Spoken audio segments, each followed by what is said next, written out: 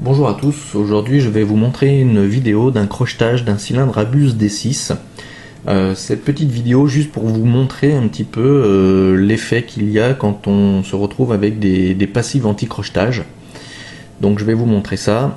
Donc on commence par placer donc l'entraîneur, un pic qui est un petit peu affiné parce que sinon c'est assez difficile à rentrer dans l'ève de ce cylindre, le profil est assez complexe.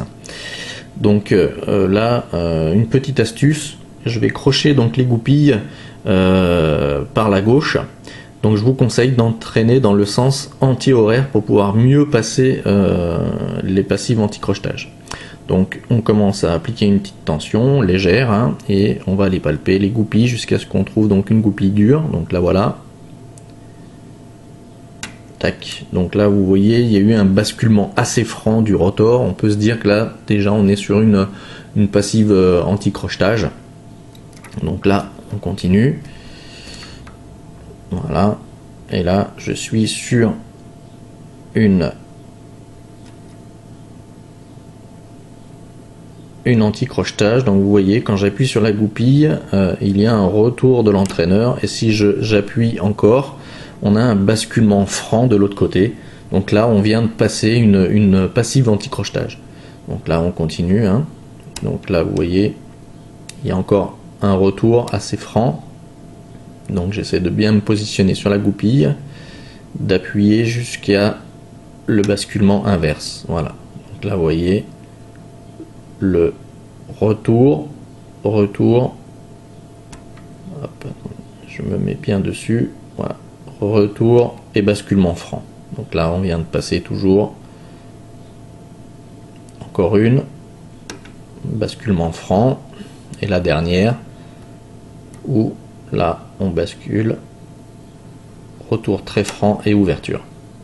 Donc vous voyez c'est assez simple de détecter en fait des passives anti-crochetage et ça facilite un petit peu le crochetage. Quand on appuie sur la goupille et qu'on a un retour du rotor, il faut continuer à appuyer jusqu'à ce qu'il y ait un basculement assez franc du rotor et on avance régulièrement. Voilà.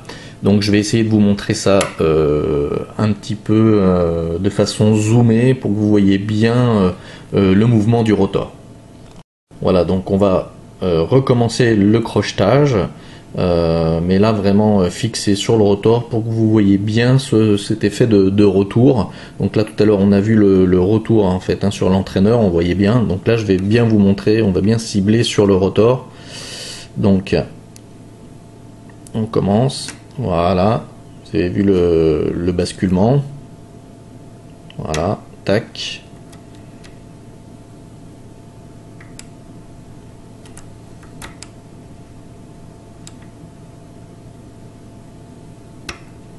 Encore une.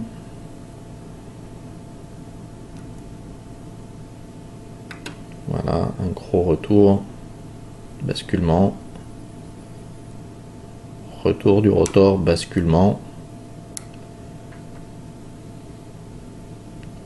gros retour, basculement et ouverture. Voilà.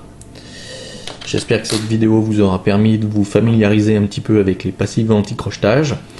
Si vous avez des questions sur le crochetage sportif, vous pouvez aller voir un site qui est très intéressant qui s'appelle logsport.fr. Vous trouverez une mine d'informations.